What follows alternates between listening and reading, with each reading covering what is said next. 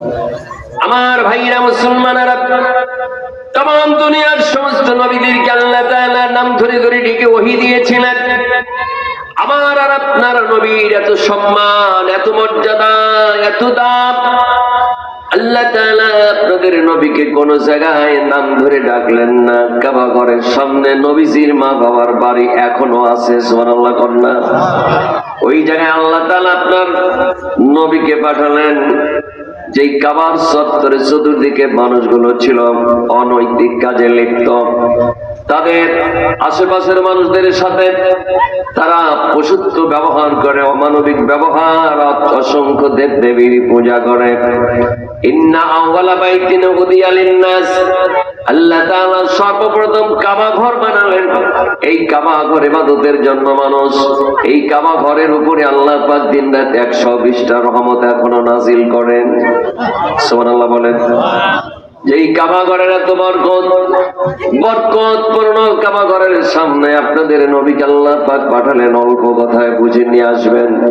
নবী আসলেন মক্কায়, আর নবীর নবুয়তের এরিয়া হলো সারা দুনিয়া। সুবহানাল্লাহ। আমার নবী মুহাম্মদ যার তারিফ জগতময়, আল্লাহ আমার প্রভু আমার নাহি নাহি ভয়। আমার কিসের শঙ্কা, কোরআন আমারই ডঙ্কা। মারহাবা বলেন। ইসলাম আমার ধর্ম, মুসলিম আমার পরিচয়। আমাদের পরিচয় কি? মুসলমান বলেন। আমাদের পরিচয় কি? আমাদের ধর্মের নাম কি? আমাদের নবীর নাম কি? মুহাম্মাদুর। আমাদের ধর্মীয় গ্রন্থের নাম কি? কথা পাই না, বলেন না। কোরআন। আমাদের স্রষ্টার নাম কি? কথা বলেন। আল্লাহ তাআলা বলেন, বান্দারা তোমাদের মাঝে কাবা ঘরের সামনে এমন একজন পয়গম্বরকে পাঠালাম, যে পয়গম্বরের মা ওই সময়ের জন্য সবচাইতে সতী। যার ওরসে আসলেন তিনি হলেন আব্দুল্লাহ, ওই যুগের সবচাইতে ভদ্র এবং ভালো ছেলে। সুবহানাল্লাহ। তাদের দুইজনের মাধ্যমে দুনিয়ার বুকে মুহাম্মদ সাল্লাল্লাহু আলাইহি সাল্লামকে আমি আল্লাহ এমন একটা পরিবেশে, যেই মানুষগুলো অসভ্য ছিল, কাবা ঘরের চতুর্দিকে তারা উলঙ্গ হয়ে তাওয়াফ করত, নাউজুবিল্লাহ। তারা উলঙ্গ শেষ, কাপড় পরে আবার রওনা, দেব দেবীর কাছে মাথা নত। আপনার আমার নবী এটা বরদাস্ত করতে পারলেন না। ছোটকাল থেকে উম্মতের ভালোবাসা তার অন্তরে। কি নবীকে আল্লাহ দুনিয়ায় দিলেন, নবীর উপরে আল্লাহ পাক এত রহম, এত পরীক্ষা, এত রকম আল্লাহ পাক তাকে সম্মানিত করলেন। আল্লাহর নবী উম্মতের নিয়ে ভাবতে ভাবতে পরিশেষে অল্প কথাই বলতে চাই, উম্মতের ভাবনা, উম্মতের জাহান্নাম থেকে বাঁচার জন্য তিনি সবসময় আল্লাহর কাছে কাঁদতেন। শেষ পর্যায়ে তিনি জীবনে নড়ে কাঁদলেন। 40 দিন সেখানে উম্মতের কান্নায় তিনি ছিলেন। আল্লাহ পাক উম্মতের গোটা পৃথিবীর মানুষের জন্য আল্লাহ পাক নবীর উপরে জিবরাইলের মাধ্যমে কোরআনুল কারীম নাযিল করে দিলেন। সুবহানাল্লাহ পড়েন না। সেই কোরআনুল কারীম থেকে আমি সূরাতুল মুমিনুন 18তম পারা কয়েকটা আয়াত কারিমা তেলাওয়াত করেছি, আর নবীজির মুখের একটি হাদিস আপনাদের সামনে অংশ তেলাওয়াত করেছি, আলোচনা করব ইনশাআল্লাহ। বলেন না ইনশাআল্লাহ। আজকে যারা আসো নাই বাবা, আল্লাহর কাছে জবাব দেওয়া লাগবে, আল্লাহর কোরআনের মাহফিলে কেন আসলাম না? যেদিন কিয়ামতের ময়দান শুরু হবে, তোমাকে জিজ্ঞেস করা হবে, বান্দারে তোমাদের কাছে কি আলাম ইয়াতিকুম নাযীরা, তোমাদের কাছে কি ভীতি প্রদানকারী গিয়েছিল না? সেদিন বলবে কলু বালা বাল কাযাবনা, বরং গিয়েছিল, বরং তাদেরকে আমরা মিথ্যা প্রতিপন্ন করেছিলাম, তাদের কথা শুনছিলাম না। সেদিন বুঝবো বাবা। কত ছেলে মারা গেল অল্প বয়সে, কত যুবক আহারে প্রাপ্তবয়স্ক না হতেই কত মানুষ মারা গেল, কত জোর বিয়ের আগেই মারা গেল, কিছু মানুষ বছর ঘরে মারা গেল, কত মানুষ রাস্তাঘাটে অ্যাক্সিডেন্টে মারা গেল, কত মানুষ পানিতে ডুবে মারা গেল। কথা বলেন না কেন আপনারা? প্রাপ্তবয়স্ক হয় না, এই দুনিয়া থেকে চলে গেল কোন সময়? প্রাণ পাখি উড়ে যাবে, জীবন নিয়ে চলে যাবে, শুধু খাঁচা ঘরে থাকবে। তার ভরসায় আছো রে মন, কিসের করো আশা? এক পলকে ভেঙ্গে যাবে তোমার এ রঙিন বাসা। ও তোমার কোন দিন ফুরাইয়া যাবে, যৌবনে লাগিবে ভাটি। ওই যে দেখো ডাকিতেছে তোমায় কবরের মাটি। ঘুইরা মর তুমি এ মায়ারি পিছি, এত আশা ভালোবাসা বাবা সকলি মিছে। ওরে কোন সময় যেন এসে পড়ে আজরাইলের হাতের চিঠি।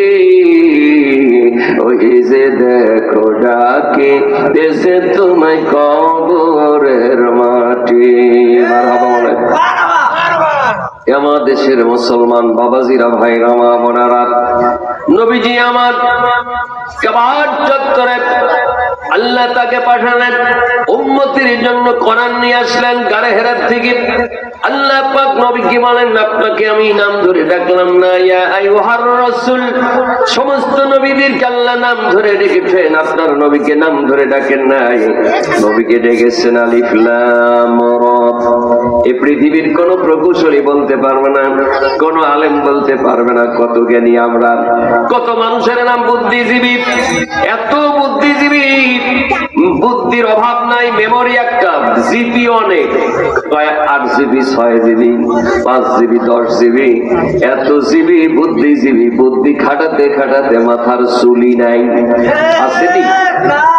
আসলে কোন বুদ্ধিজীবী, কোন আলেম বলতে পারবে না আলিফ লাম রা তার মানে কি।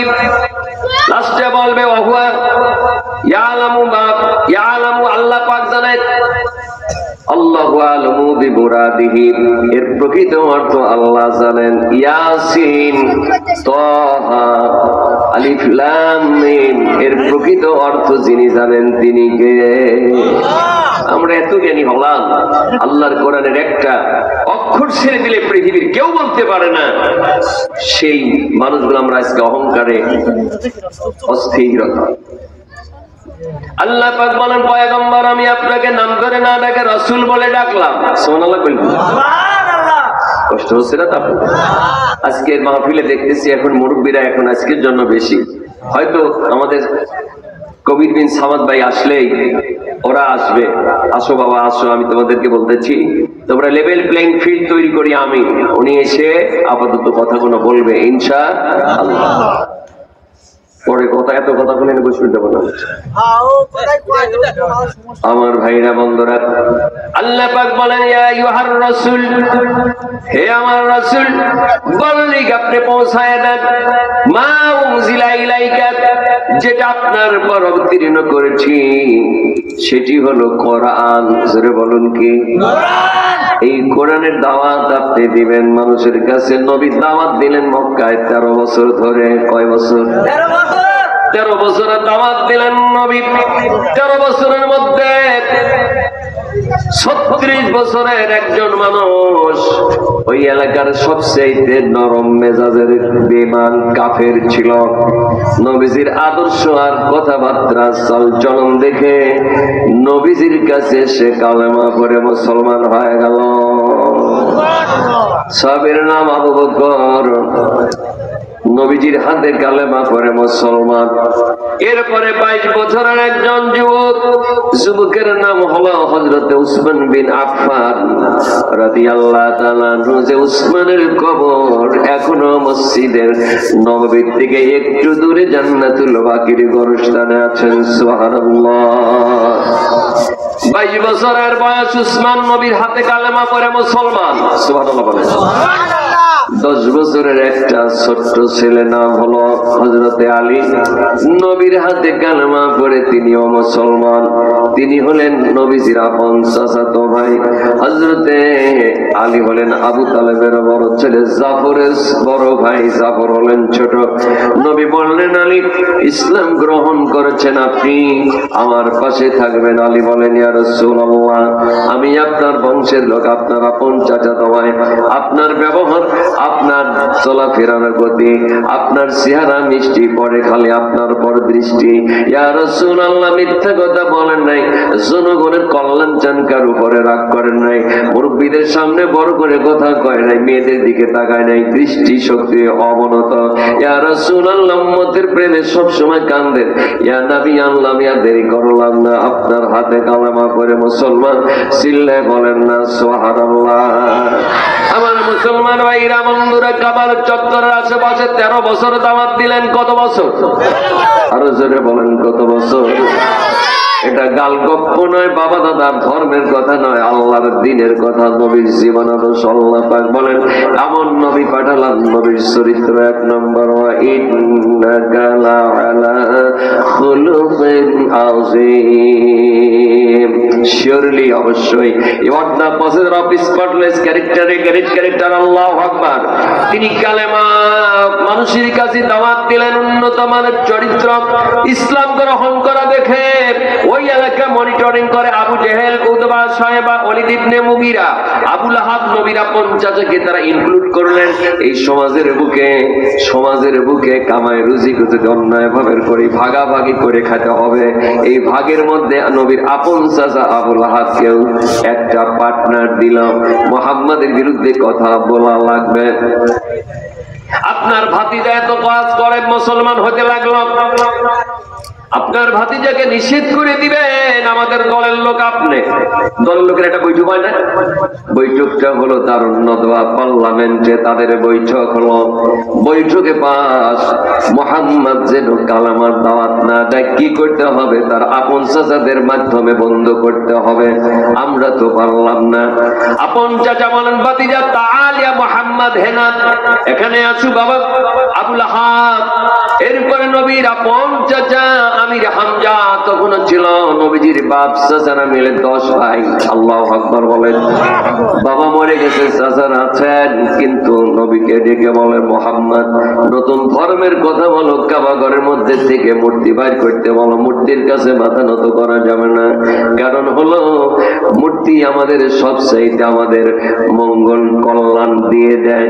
আমাদের লক্ষ্মী আছে, সরস্বতী আছে, গণেশ আছে, কার্তিক আছে, কথা বলে আছে না? কারা? আমাদের হিন্দুদের। ওরা হলো মায়ের ভক্ত, সকলে পুরায় যায় মা, আমার সাধনা মিটিল, আশা না ফুরালো। এটা হলো হিন্দুরা বোঝে মাকে, সরস্বতী দেবদেবীকে তারা বেশি বোঝে। আর আমার মুসলমানরা হলো বাবার পাগল, মাজার পূজারে, কথা কয় না? এই জন্য তো মাজার পূজা হারাম। আর মাজারের বিরুদ্ধে আমরা কথা বলি না। মাজারে যিনি ঘুমিয়ে আছেন, আল্লাহর ওলি হলে তাদের জন্য আমরা দোয়া করি, কিন্তু মাজারে পূজাও যাবে না। মাজার যিনি শুয়ে আছেন মাজারে, তার কাছে কিছু চাওয়াও যাবে না, করা হয় না। অথচ আমাদের দেশের লোক ভুল বুঝাইয়া বুকার স্বর্গে বসবাস করা, নামাজ কালাম লাগে না, খালি বাবার দরবারে যায় মুরিদ হবে। বাবা যদি খুশি হয়, মুর্শিদের সাথে গান হলে, মুর্শিদ খুশি হলে সব খুশি। নাউজুবিল্লাহ। বাবা তোমার দরবারে সব পাগলের খেলা, হর গরা কম পাগল দেয়া মেলাই মেলা। ও বাবা, হর হরেক রকম পাগল দেয়া মেলাইছো মেলা, বাবা তোমার দরবারে সব পাগলের খেলা। বলেননি? বলে নাকি? আমার ভাইরা বন্ধুরা, হিন্দুরা মায়ের পূজা করে বেশি, আর আমার মুসলমানদের মধ্যে মাজার পূজা, বাবার পূজা করে বেশি। আছে না? বাবার অভাব নাই তালা বাবা, বাবার অভাব নাই ন্যাংটা বাবা, সোলেমান বাবা। কথা কয় না রে, কথা কম না কেন? আবার রবি ঠাকুর কেউ কেউ বাবা কয়, লালনেরও কেউ বাবা কয়। আমার এলাকায় একদিন আমাকে বলে, সব গজল আপনারা কন, লালনের গজল তো কত দামি, আর লালনের কথা জীবনে কেন বলেন না? আমি বললাম, আমার নবীর জীবনের চাইতে দামিয়া জীবন কোন নবীরও নেই।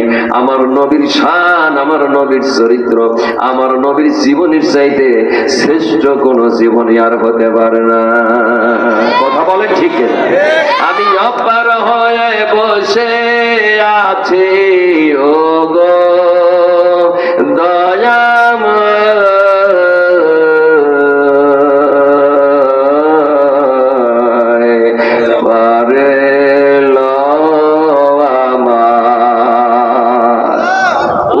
গান শোনায় লালনের। এটা লালনের গান। আমি বললাম, লালন কি কইছে? অপার হয়ে বসে আছি ওগো দয়াময়, পারে লও আমায়। তার মানে লালন এই গানের অর্থ বুঝায় যে আমিও ঠেকা, তুমি আমাকে পারে লাও। কথা কয় না? ওরা গান গায়, আমরা মনে হয় পারি না। কথা কয় না? আমার ভাইরা বন্ধুরা, কাম টু মাই পয়েন্ট। আমার মৌলিক কথার দিকে যেতে চাই। কষ্ট হয় ভাই, মুসলমান, কষ্ট হয়। বলতেই হবে, একদিন আসবে, বলতে পারবেন না, শক্তি কমে যাবে। গুনাহ করতে করতে জীবন নষ্ট হয়ে গেল, আল্লাহর নাম বলতে পারি না, সুবহানাল্লাহ পড়তে মনে চায় না, আলহামদুলিল্লাহ পড়তে মনে চায় না, নামাজ পড়তে মনে চায় না, জিকির করতে মনে চায় না, নবীর উপরে দরুদ পড়তে চায় না। মনটা নষ্ট হয়ে গেল, সমস্ত কাজ করে, খারাপ কাজ করে, ফেসবুক চালায়, মেসেঞ্জারে। কথা হয় না? কথা কন, কথা কন। আসেনি? অপরাধ করতে করতে আল্লাহর নাম নেয় না। এমনও যুবক আছে সারাটা রাত ধরে খারাপ কাজ, ছবি দেখে। আসেনি? মোবাইল চালায় রাত ৩টা-৪টা পর্যন্ত, ফজরের ঘুম ছাড়ে না। ফজরে নাকি তাদের আরামের ঘুম হয়। আসেনি? কথা বলে। কেমন করে ঘুমাও তুমি ফজর করে কাজা, এমন তো হতে পারে জোহরে জানাজা, এমন তো হতে পারে জোহরে জানাজা। এমন যুবক আছে রাত ভরে ফেসবুক চালায়, মেসেঞ্জারে কথা কয়। আছে না? আপনাদের এই এলাকায় মনে হয় নাই? আরে দুঃখ লাগে ভাই, কত ছেলের কানের মধ্যে ইয়ারফোন দিয়ে গান শোনে। মালাকুল মউত দিয়ে এসে যদি মরণ হয়ে যায়, বলেন তো দেখি ওই যুবক জান্নাতি না জাহান্নামী? আরে দাঁড়ায় পেশাব করে, ইটে নাই, কলপ নাই, নামাজের সময় মসজিদে ঢোকে না, অথচ মুসলমানের ছেলে। কথা কয় না? আসেনি? ওই মুসলমানের ছেলে বলে পরিচয়। আবার ওই ছেলেদের বাড়িতে কোনো গান বাজনা হলে চতুর্দিকে বেড়া দেয়। এইরকম বেড়া দিয়ে ছাদের উপরে জায়গা করে দেয়। খালা তবুন, মামা তবুন, ফুফা তবুন, বিয়ান সাহেবা, এইরকম লোকদের নিয়ে ছাদের উপরে গান বাজনা বড় বড় ডেক সেট দিয়ে গায়। কথা কয় না? কথা কয় না? আছে না নাই? ওই গার্জিয়ান সহ জাহান্নামে যাবে। ফেরেশতারা বলবে, ছেলেকে ধরবে, মেয়েকে ধরবে, জাহান্নামে যাও বলে যাব না। কয় কেন? নাজআলহুমা তাহতা আকদামিনা লিয়াকুনা মিনাল আসফালিন।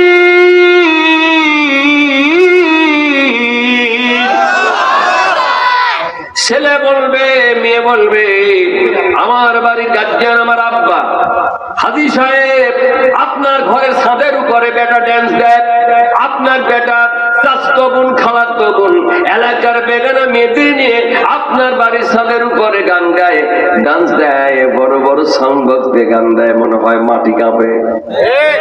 আজান দেয় মুয়াজ্জিন, আজানের সময় বন্ধ রাখে না, এমন আল্লাহওয়ালা মানুষ আছে না নাই? নাউজুবিল্লাহ। এ মুসলমান, ওয়াজ করে কি করলাম? 35 বছর ওয়াজের পর আমি পিএইচডি করে ফেলেছি। সারা বাংলাদেশের প্রায় ডিস্ট্রিক্ট শেষ হতে যাচ্ছে। ওয়াজ করে দেশের মানুষের কলিজার মধ্যে আল্লাহর জাহান্নামের ভয় সবার কলিজায় ঢোকাতে পারলাম না।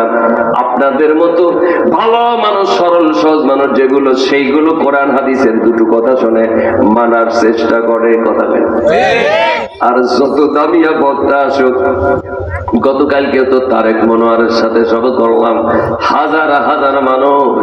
এরপরেও দেখেন গেত আশুতোষপুর ওই এলাকার সব মানুষ আজকে নামাজি হয়ে গেছে। সুদীর ব্যবসা কি বন্ধ হয়েছে? কথা কয় না কে? কিস্তি তুলা কি বন্ধ হয়েছে? কারণ বন্ধ নাই। এই জায়গায় স্বয়ং জিবরাইল আইসি ওয়াজ করলে আগামীকাল সব ভালো হবি না। একটা জায়গায় ভালো হবি। আল্লাহ তাআলা বলেন, আল্লাযীনা ইম্মাক্কান্নাহুম ফিল আরদি আকামাস সালাওয়াত যাকা ওয়া আমারু বিল মারুফি ওয়া নাহা আনিল মুনকার।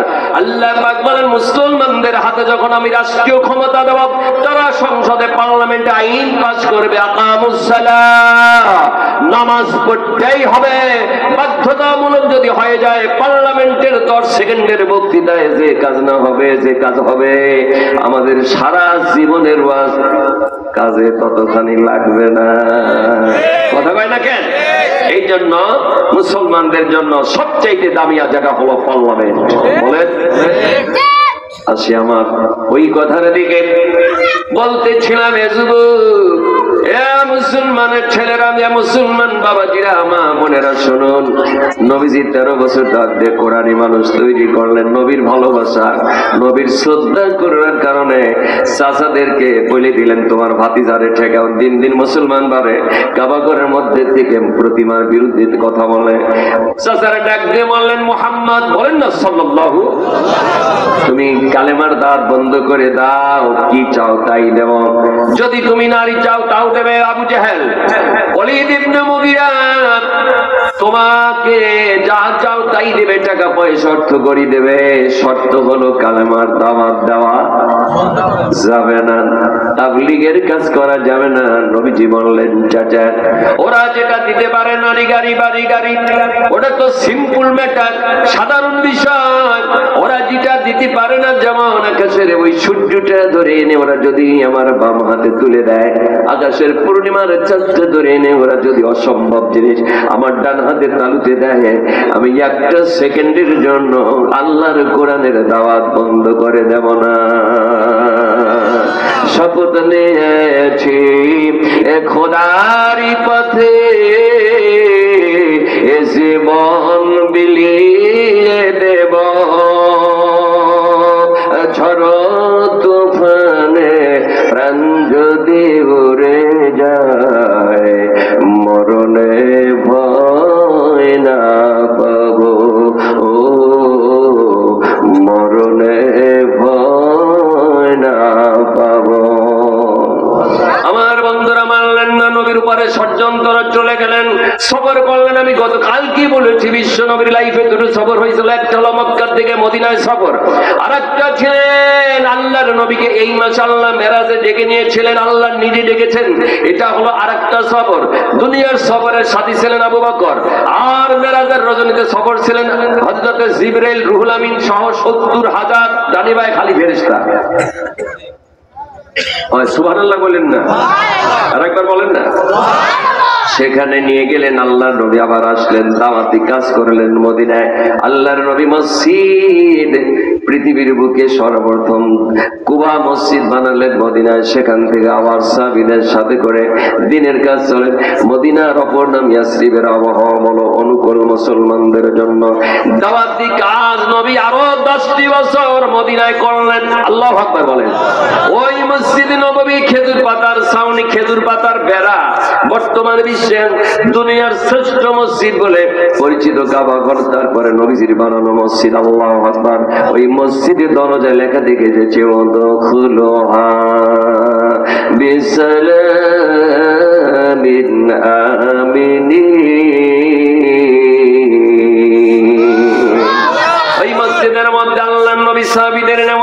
বলেছেন। আল্লাহু আকবার বলেন। নবী মদিনায় যে বসে নাই, মক্কায় দাওয়াত খালি উম্মতের ব্যথা। আমরা দেই বেটা বেটির জন্য, আমরা কাঁদি নিজের বোর জন্য, আমরা কাঁদি নিজের ভাই বোনদের জন্য।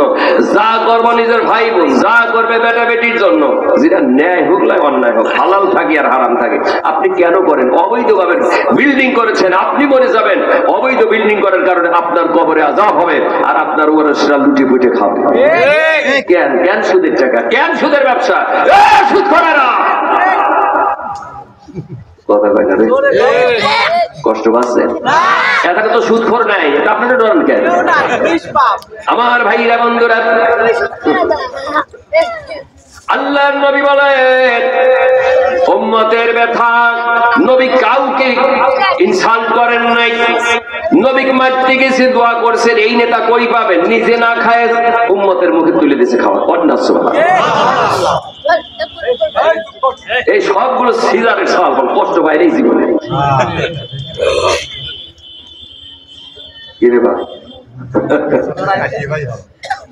ছোট মানুষ তো, আমরাও সময় আমরাও ডিস্টার্ব করছি অনেক, কথা কয় না। মুসলমানেরা শোনন, কষ্ট হচ্ছে তো একটু মানে নেন, উপকার হবে বাবা, উপকার হবে। আমার মতো জীবন, আপনাদের কষ্টের জীবন অনেকেরই আছে।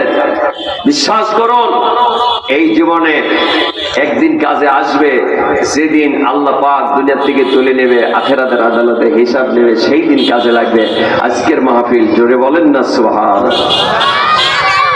বলতেছিলাম মসজিদে নববীর মধ্যে আল্লাহর নবী সাহাবীদের নেওয়াজ করে। আল্লাহু আকবার বলেন। একজন যুবক ছেলে, ইহুদির ছেলে, মসজিদে নববীর মধ্যে এসে দাঁড়িয়ে পেশাব করল। আল্লাহর নবী কি বললেন? হযরত ওমর রাদিয়াল্লাহু তাআলা আনহু তখন মুসলমান।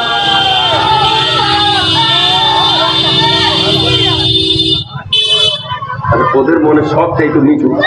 আলহামদুলিল্লাহ, লিল্লাহে তাকবীর। সিগন্যালে বোঝা যাচ্ছে কবির বিন সামাদ এসে গেছে। এই তো উনি এমন মাইন্ডের বক্তা নয় যে না বললে রাগ করবেন না। খুব আমি আগে বলে ফেলেছি ওনার অ্যাবসেন্টে, মনে আছে? অনেক আদো বলার লোক। সুবহানাল্লাহ। আমি চাইছি সভা করছি, পরে বলছি সেটা। সময় যেহেতু চলে যাচ্ছেন, আপনাদের কাছে তো মৌলিক কিছু কথা চাহিদা দিতে হবে, কথা বলেন। নবীজি আমার মসজিদে নববীর মধ্যে সাহাবীদের নেমত দিনের কথা বলছেন। একজন ইহুদির সন্তান এসে মসজিদে নববীর মধ্যে দাঁড়ায় পেশাব করলো। ওমর রাসূলের হাতে 40 নম্বর সিলিয়ারের মুসলমান, সাহস কম না বেশি? ওমর যেই পথে যায় শয়তান 40 দিন ভয় যায় না। সুবহানাল্লাহ কইলেন না? আল্লাহর নবীকে বলে, ইয়া রাসূলুল্লাহ, ইহুদির বাচ্চা মসজিদে নববীতে পেশাব করে, বলে করতে দাও। হঠাৎ জানুক মাইরে ফেলবো সাথে সাথে। নবী দেখলেন ওমরের যেই রাগ যদি বলি শেষ করে দিবে, বলে বাবা ফাইনাল ওয়ার্কটা করতে দাও, পেশাব করা শেষ। কারণ মাঝে বাধা দিলে সমস্যা হইতে পারে, কথা পায় না। কি নবী, সুবহানাল্লাহ। আল্লাহ পাক নবীর শানে বলেন, ওয়ামা আরসালনাকা ইল্লা রাহমাতাল লিল আলামিন। ইহুদির সন্তান দাঁড়িয়ে পেশাব কমপ্লিট করে ফেলেছেন। নবী বললেন, তাআল হেনা ইয়া শাবাব, এ যুবক এসো আমার কাছে বাবা। রহমতের নবী ছেলেটাকে ডেকে কাছে নিলেন। বলে, বাবা তুমি মসজিদে নববী চিনো না? বলে, কেন? বলে, এটা আমাদের জায়গা, মসজিদে নববীতে দ্বারা পেশাব করো না বাবা। পেশাব করার দরকার হইলে ফাঁকে যায় করবা। মুসলমান কলিজার চাইতে ভালোবাসা আল্লাহর ঘর মসজিদে, খবরদার এই তুমি এই কাজটা করো না। আল্লাহু আকবার বলেন। যুবক থরথর করে কাঁপে, ইয়া রাসূলুল্লাহ, আমি আসলে পেশাব করার জন্য আসলে আপনাকে টেস্ট করতে এসেছি। আপনার মনে কি অবস্থা জানার জন্য এসেছি পয়গম্বর। আপনি আমারে ক্ষমা করে দেন, আমি আপনাকে হত্যা করার জন্য তরবারি ছোট্ট একটা নিয়ে এসেছি, ধারালো চাকু। যদি উল্টো পাল্টো ব্যবহার দেখি আপনাকে খতম করে দেব।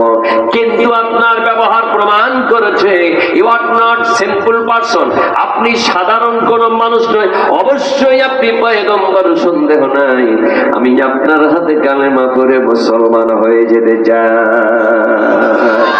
দপ্তর করে চোখের পানি ফেলে দিয়েছেন। নবীও কান্দে, ওমরও কান্দে। নবী ঠিকই বলেন, ওমর আদর্শের দাম বেশি না শাসনের দাম বেশি?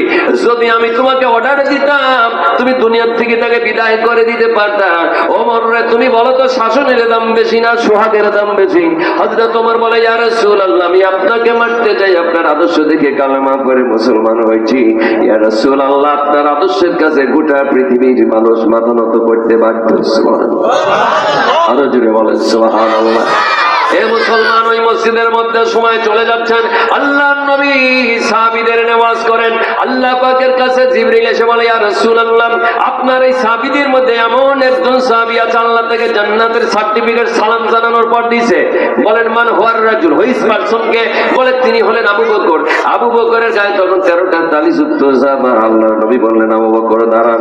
আবু বকর বিনয়ের সাথে দাঁড়ায় গেছেন। আল্লাহর নবী বলেন, একটু জান্নাতি মানুষকে দেখতে কে তোমরা যাও। সাহাবীরা বলেন, ইয়া রাসূলুল্লাহ, জান্নাতি মানুষ আমরা দেখার জন্য চেষ্টা করি নাই, আমরা আশাবাদ। আপনি বলেন। বলে, আবু বকর একটু সামনে দিয়ে হেঁটে যান। আবু বকর সামনে দিয়ে হেঁটে যায়। আল্লাহর নবী বলেন, সাহাবীরা, জান্নাতি মানুষ যদি দেখতে চাও আমার আবু বকরের দিকে তাকাও।